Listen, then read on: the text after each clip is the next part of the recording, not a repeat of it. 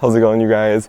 It is officially time for me to be starting seeds and transplanting a few things, and I'm so excited. This gives me the vibe that spring is coming. We did have a night that hit 32 degrees, and we have another night on our forecast that says 28, but that's honestly probably as cold as we're gonna get. And so it is time for me to start this whole process of starting seeds. There's a few things that I'm currently behind on. Honestly, in zone 9, we have a very short winter window and a frost window. Our frost time is basically from December until March 1st. So we have a very, very short window that we can freeze. And so I usually end up starting a lot of things sometime in December. And this year I didn't start anything except for Lisianthus. You guys saw me start that. And now it's time to take care of the Lisianthus that I did end up starting. So this is my tray of Lisianthus. I have had it in cling wrap just to keep it nice and humid underneath there, and we got some really, really beautiful germination rates off of this, so that is so exciting. They've got their second form of leaves, which is really nice. That means that they're coming along and they're happy. I have very little algae growth on the tops of these, which is not bad at all. And now I need to do something about them. They can't live like this forever. So I'm gonna pot them up. The way that these are gonna get potted up though is I'm gonna be using one of these 72 cell count trays. These are from Bootstrap Farmer, and they're hands down the best investment that I have done in the garden. And so what I'm going to do is I'm going to have 72 of them. The rest of them will probably end up going down to Janie's house, so I'll pot up a tray just for her of these. So what I need to do is I need to go ahead and I need to fill this up with some soil. These trays, I love them. We're going to talk about these for just a second. These are the 72 cell count. These things are basically indestructible. The plastic on here is absolutely solid. I have had these for going on 3 years now, and I will never go back to any type of seed starting tray except for these. I have over-ordered on the amount that I have. I have tried multiple different things. When I first started out, I was doing it as cheap as possible. I didn't want to spend the money on it, and now that I've invested in these, I will never have to spend any extra money on seed starting supplies. This year, the only seed starting supplies I've had to do is buy a little bit of seed starting mix. I'm not even buying seeds this year because I have too many. But these are ones that I bought before, and I mean, I barely got even a year out of them. I didn't even get a full season. They started usually cracking on them. I have a couple left of them, and honestly, they're just gonna sit. I'm not gonna use them. I also have used these paper ones when I was trying to be a little more eco-conscious, and they didn't last as long as I needed them to last. I start things inside, 8 weeks, 12 weeks before our last frost, and these little paper cups don't last up to that. They're just not sturdy enough, and especially I do bottom watering, and so they soak up the water, and then these things are just wet and they fall apart. My biggest problem was usually right here along the bottom of this edge, and I would just have soil everywhere, so it's not worth it to me to keep investing every single year in crummy products. So I did 3 years ago. I invested in these. I have the 72 cell count trays. I have the plastic trays that they go in. These are the 10-20 trays. And then I also have some of these little 2.5-inch pots, and these things have been fabulous. I would like to get some of the larger pots also, but these 3 things have been a really good starting point for me. I do have some of these little square trays. These are not from Bootstrap Farmer, but I had to double up on them. There's 2 of them here because they started to crack. I bought these 10-20 trays, which are basically the same plastic that are a thicker plastic that were supposed to last me quite a while. And I bought them locally, and they've done absolutely terrible. Let me show you guys what I'm talking about. So these 10-20 trays are not as strong as these 10-20 trays.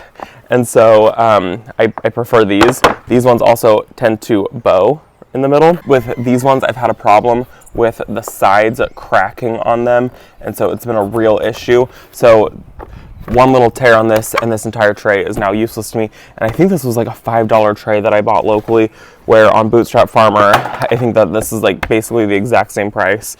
And I'm never gonna have to deal with this with how thick walled these trays are. So it's no longer worth it to me to invest in crummy seed starting supplies, and I will be a full advocate until the time I die that if you're going to start seeds, invest in a few seed starting trays.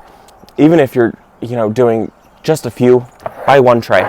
Buy one 10-20 tray, one 72 cell count tray, and a few of these to pot a few things up. So I'm going to fill this up with a little bit of seed starting soil. We're going to transplant this, and then we're going to go over what I've decided to grow this year. I have narrowed it down to Still way too many. I don't have enough room for all of these plants, but this is the selection of things that I've decided to narrow it down to. These are the ones we're going to start today, and then we're going to go over the ones that I've decided to grow for the entire year this year. I have way too many seeds. I spent about 2 hours going through and deciding what I was going to grow and what I wasn't going to grow. So let's pot this up really quick. It's important to also use a seed starting mix with your trays.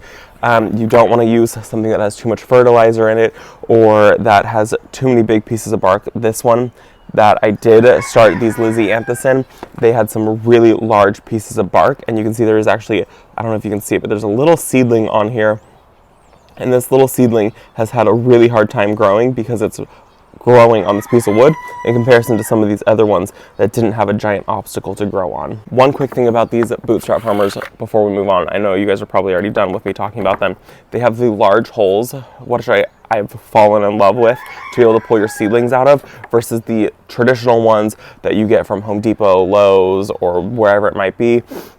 They have really tiny holes, and so what happens is you end up crushing the pots just to try to get your seedlings out, and you can't get them out. These ones you can pop your entire finger in and you can get the entire seedling out. They also have air pruning, so they have little slits to introduce oxygen into the soil. I've noticed a huge change in my seedlings with that. What it does is it naturally prunes the roots instead of making them continue to go into a circle, so that way when you do plant them outside, all of a sudden they take off in a straight direction instead of continuing to circle in the ground. So I've noticed a huge improvement with these. I know some people think that this much space right here is super wasteful, but it's really not. You're getting a 72 cell count regardless, and these 72 cells are the exact same size as the ones that you would buy normally. If you look upside down at some of the other 72 cell counts, you can see a space in them. And what happens is, this is still here. These are just touching right here, where the other ones have a lip all the way around them. So you're really not losing any space on this. I know it looks like it. I was very skeptical when I first bought them that I was going to be losing space on this. I didn't want to have all of these pockets. I was like, well, I'm losing all of this planting space. Like, what is going on with that? I promise you're not losing any planting space.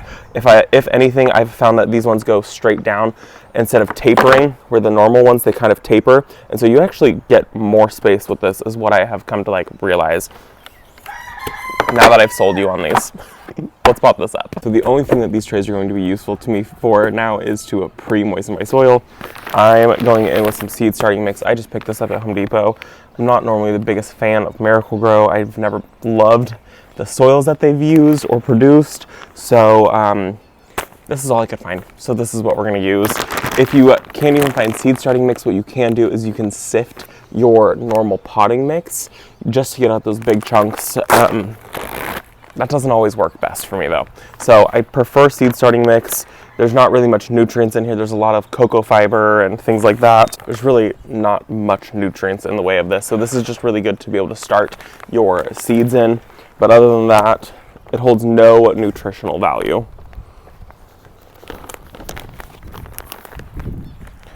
One of the biggest things that's super important is to pre-moisten your potting soil. You don't want to put up your seeds into the trays and then get them wet after that and dislodge your seeds. Some of these seeds that we're going to be starting need light to germinate, and if I bury them after I put them in the potting mix and then get it wet, it'll totally cover this, and I'll have a 0% germination rate. So pre-moistening your soil. This is obviously too dry. It doesn't stick together. Let me show you guys what it needs to look like when it's the proper way. My hands are going to be so cold. It's freezing out here.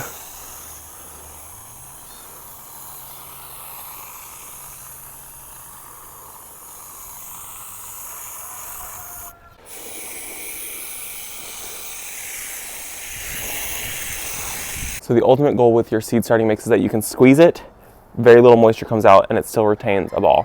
So this is about perfect. And now we need to fill this up, just so you guys can get an idea. Just to sell you one more time on these things, because they're my favorite. This is a 10-20 tray with the soil. Oh God. Okay, one hand. Nope, can't even pick it up. I could probably pick it up with two hands.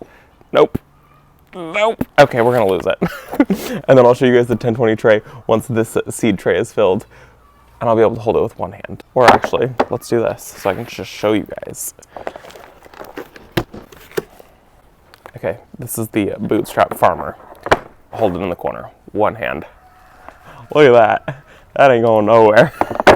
We are going to take one of these crummy ones and fill our tray like this, though.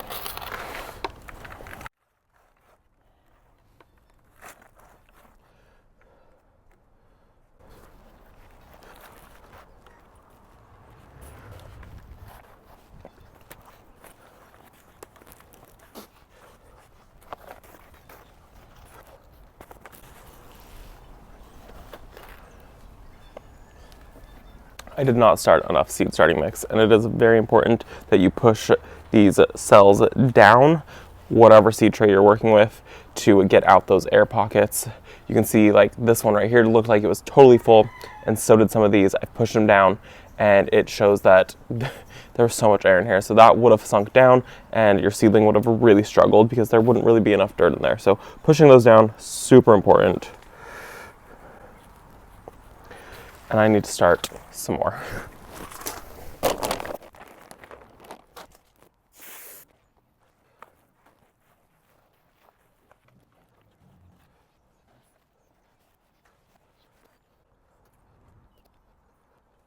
I try to keep it a little bit tidier than it really even needs to be. Easy as that. I have that much soil left over, and my first tray is done. I'm going to rinse and repeat this 4 more times now. Okay, so we have 4 of our trays done now that I am thoroughly dirty, and our table is thoroughly dirty also. I've got 4 of these trays done, and now we're just going to transplant over the Lisianthus really quickly. Lisianthus is a really great crop to start. I tend to start it in just little trays like this. I've also started in just a piece of Tupperware. I sprinkle the seeds, cover it, and let it just do its thing under grow light. Lisianthus does need light to germinate, and so this was under grow lights the entire time. Now with Lisianthus, okay, and I'm also using a nail. I don't have a proper dabber or whatever it's called. You can use whatever you need. Come through, pull it up. Lisianthus transplants so well, and you can see it's got a nice, healthy, long root on it. So we're going to come through. We're going to pop our hole down there and drop the Lisianthus taproot down into that.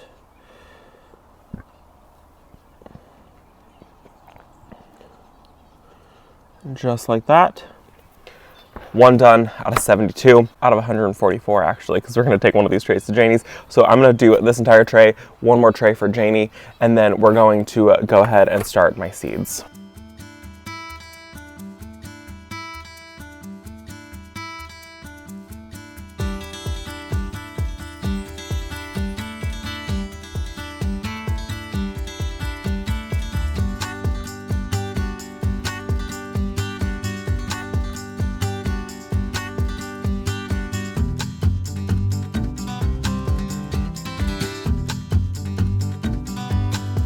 Some of these I did not push down far enough along the edge. A little dollop of soil in some of these.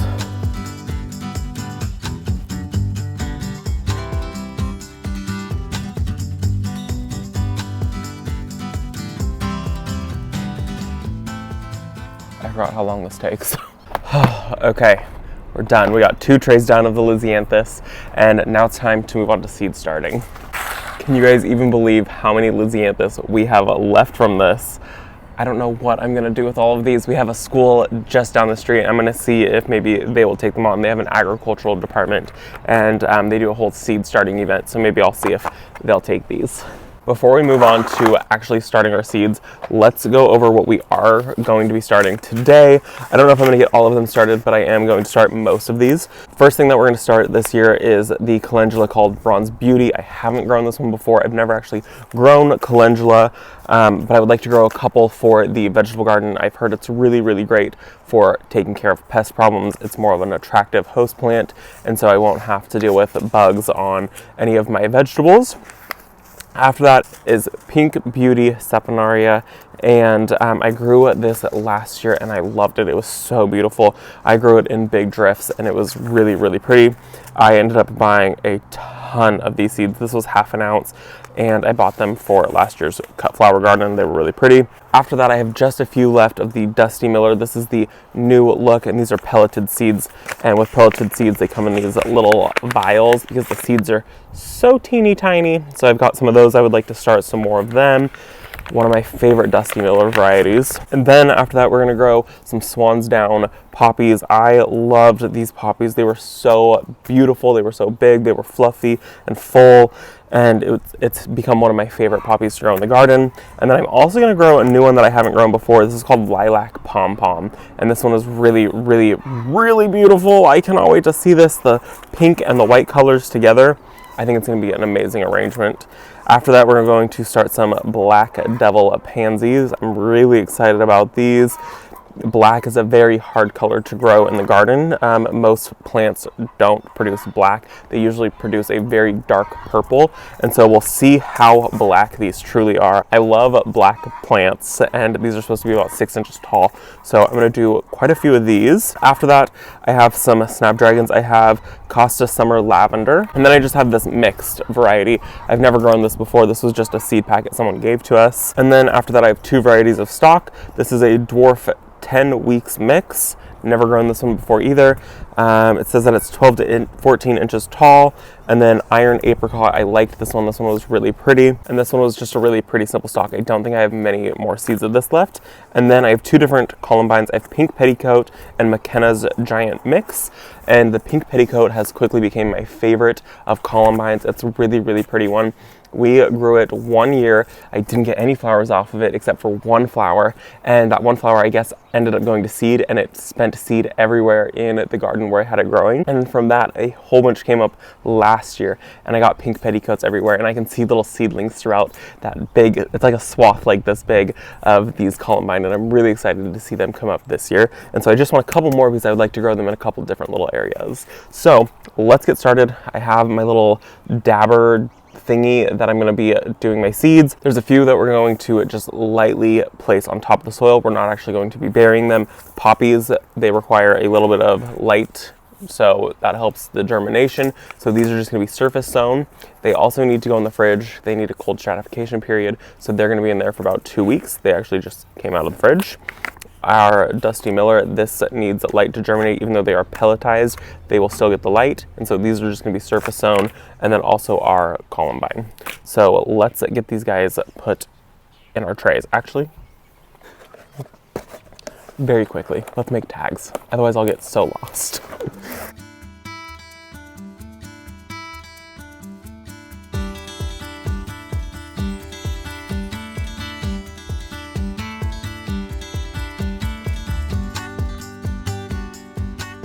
I've decided to add 2 more to the mix. I'm going to start a Gomphrena called Atomic Purple, and then we're also going to start the Mahogany Slender Hibiscus. Both of those need 6 to 8 weeks before our last frost date, and we're about 8.5 weeks, almost 9 weeks. So starting them a little earlier, and I think it should be okay.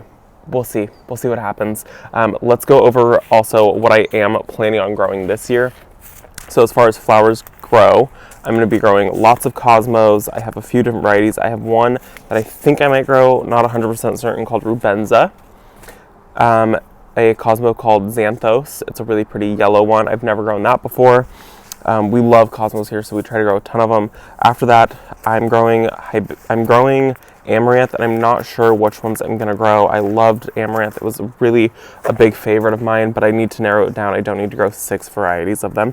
Emerald Tassel, Hot Biscuit, Coral Fountain, Burgundy, and Love Lies Bleeding. I'm definitely going to be growing the Love Lies Bleeding this year, and possibly the Emerald Tassel, but I also really liked the Hot Biscuit one and the Burgundy one. So I got to figure out which one I'm going to grow. Then we're going to grow some Scabiosa. I grew Scabiosa last year, and it was my favorite. I'm going to grow a Black Beauty, and then Fatia Morgana and Salmon Rose. Those 3 were absolutely stunning in the garden, and I'd like to have all 3 of them. Another Cosmo called Double Click, which is a very frilly blend. This is from Botanical Interest. After that is Benary's Giant Bright Pink Zinnia, Giant Dahlia Flowered White Zinnia, which is confusing because it says dahlia, but it's not. After that is the Benary's Giant Lime. I really liked these ones for flower arrangements. I also do plan on growing some broom corn. This is the Amish broom corn. I want to see if I can make my own broom, so that'll be a challenge. Where I'm growing all of these, I don't know, but these are what I'm starting. I want to try this again. It's called Kiss Me Over the Garden Gate. It looks so beautiful, and I really want to try it. I bought these seeds in 2021, and so they're a few years old, so we'll see if I even get any germination off of them. Next is a Cosmo called Double Dutch Rose Cosmo. This one seems really, really pretty. I haven't grown it. I picked this up when I was down south at Baker Creek. Gomphrena Mandarin Orange. I would like to grow some of this again. I only had one plant come up, and I got like, I think 3. So I would like to give it another try. Some Zinnia Polar Bear. This one's a very easy classic one to grow. And then that's it for flowers. So that is what I'll be growing this year. And then these are the ones that we're starting now. So let's just get into starting these seeds now, because I feel like I've been rambling all day long on this video. Okay, so first thing that we're gonna start with is our Pink Beauty, and it's right here. So this seed, I am sowing it quite a bit early, and that's okay. This is the Saponaria, and we're gonna sow it early. It says to do it 3 weeks before your last frost. We are well ahead of that, but it says that it can take some frost. And I noticed that when we did these last year, that we had a problem with these guys the second that it even slightly got warm. So I'm doing 3 seeds per hole on this. I'm planning to succession sow these. We'll see how that goes, because I'm not very good at succession sowing. I tend to just forget. So we're just going to drop 3 holes in here per cell. That's what it recommends. I think last year I did 2, and I had pretty good germination rate, but now these seeds are a little bit older, so I want to make sure that I at least get 1 plant per cell.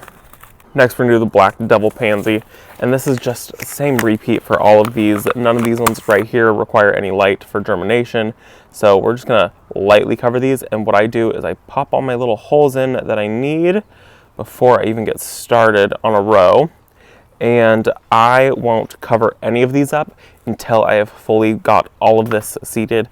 I've done it a few times where I do my rows, I do 2 of them, I cover it up, and then I go to move to the next row, but I started planting in the wrong row. So I wait, because I can see their seeds right here, so next I move to here.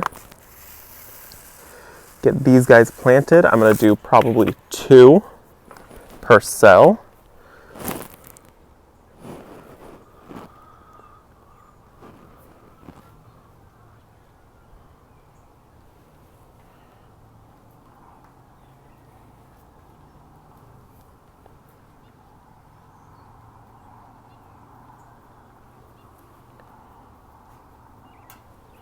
This is the Dwarf 10 week. These ones are pretty old. I think I'm going to probably just end up tossing this pack after this. This is just a 60-cent pack of seeds.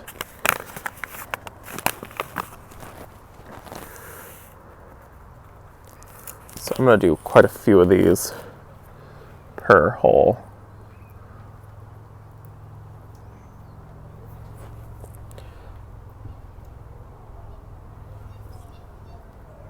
Okay, so I messed up because I was doing 2 rows. 1 row of the mix, but now it's going to be a row and a half of the mix, and it'll be half a row of the stock iron apricot, and that's okay. Okay. I don't think I have that many seeds of this left anyways. Nope.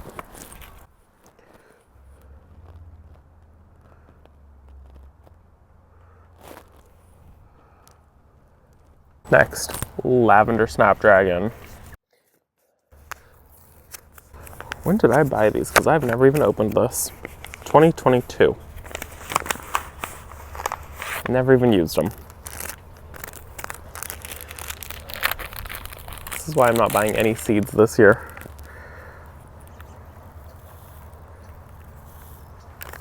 They're so tiny!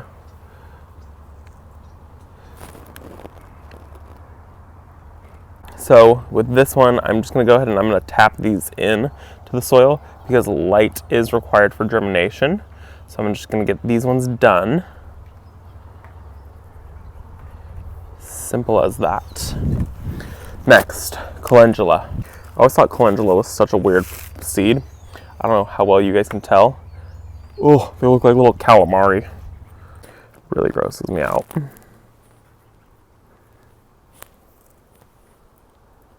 Dusty Miller. This is the one I'm probably the most excited about. I love Dusty Miller, and this one also is a surface sow. I hope I have enough seeds. Let's start with just one per cell, and if I have enough, I'll go back with a second one.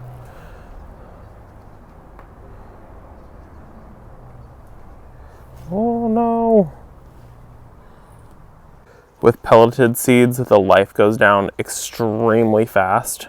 And so you really want to try to use them all within the first year. Obviously, I didn't use them first year. This is going into second year. So this will just give me that little bit of extra buffer room that I need. My hands are frozen solid. Okay, let's cover these seeds.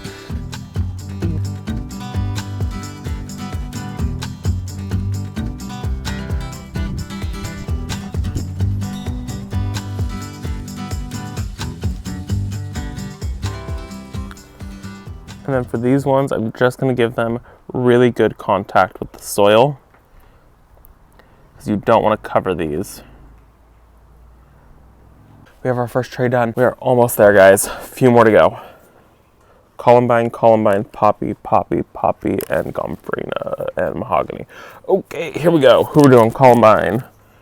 Pink Petticoat. This is another one that we're barely going to cover. We're just going to make sure that it's got good contact with the soil, because this requires light for germination. 2 seeds. It's hard when the seeds are so dark. You can't even see how many you're dropping.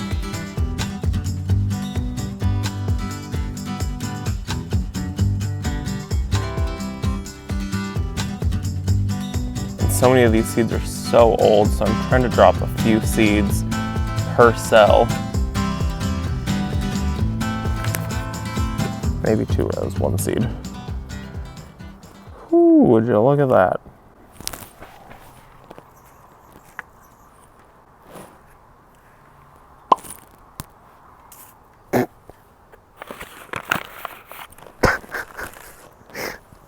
We're just gonna switch tags. Oh, so that was Mahogany Slender Hibiscus, and those seeds were for 2021, so I know that they're really old, and I have a packet for 2022 also, so I'm going to sow just a few more of these guys. Oh man, that was ridiculous. And the Mahogany Slender Hibiscus, 68 weeks. These are just going to also be covered lightly, so we're not going to be burying those seeds. Okay, who are we doing next? Poppy, Swans Down. And then these ones we're also barely covering, and they're the tiniest little seeds ever. I always do way too many of these because they're so tiny.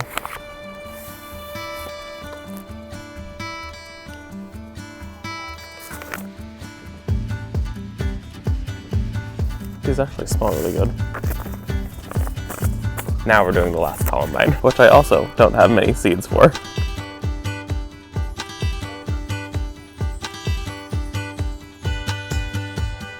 And last but not least, we're getting there, the Gomphrena.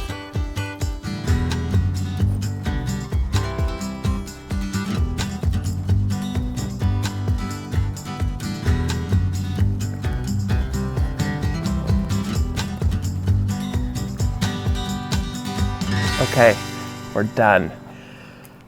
That took so much longer than I thought it was going to take, mainly because my hands are frozen solid. I'm so cold, but I'm so happy to get this done. This is the reminder to me that spring is just around the corner, just a few weeks away for us. I know a lot of you guys have so much longer to wait, and I'm so sorry. But we're starting seeds here, and we're getting ready for spring here.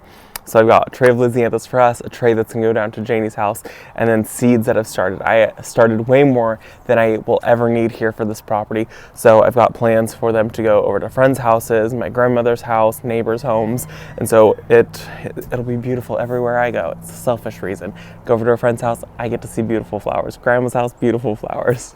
And also because I just enjoy starting seeds a lot. And this is 72 plants, and it doesn't feel like it's that many plants. Is my problem when I'm starting seeds, that it doesn't feel like I've, if during the growing season I came home with 72 plants, it would be more than this entire table. But when you're starting just 72 little teeny tiny baby plants, it doesn't feel like much. So it's a problem because I don't need 72 Lisianthus, I don't need 144 Lisianthus, and I don't need the rest of these Lisianthus, but I want to keep them all, and I want to start even more seeds. I want to start more than just 12 plants, or I want to start more than 72 of each variety.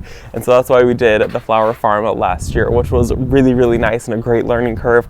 And this year I'm trying to keep myself in check. These seeds that I have over here, this is me keeping myself in check. Even though this is a ridiculous number of plants and a ridiculous number of seedlings to even start.